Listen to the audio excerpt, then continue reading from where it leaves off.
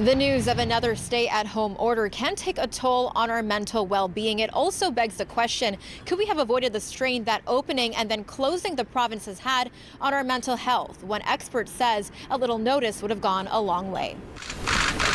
From the news that vaccinations are increasing to shopping in malls, dining outdoors, and then being told yet again a stay-at-home order is now in effect for a second time. I think when you're a year into the pandemic, there's not a lot of gas in the tank, so to speak. So these sudden changes yet again make it particularly difficult. According to the Canadian Mental Health Association's website, 44% of Ontarians self-reported that their mental health has deteriorated since the onset of the pandemic.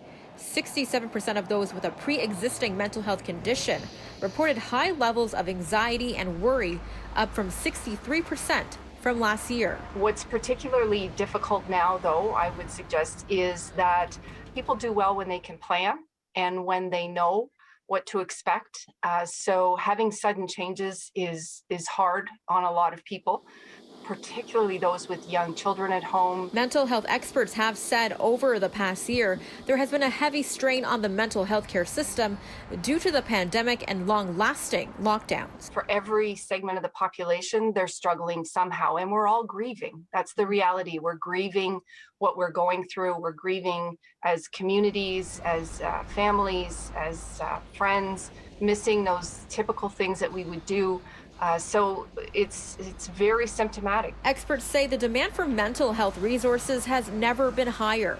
A new poll by KPMG found that half of Canadians say the coronavirus pandemic has had an ongoing impact on their mental health, and more than 4 in 10 saying the impact will last long after the pandemic is over. Now more than ever, self-care is extremely important, and we know that it's so hard because everyone is so tired of this, and we want to do everything we can to support individuals, but help is there.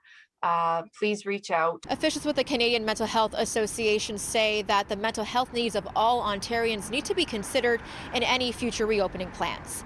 Nakhavoly, City News.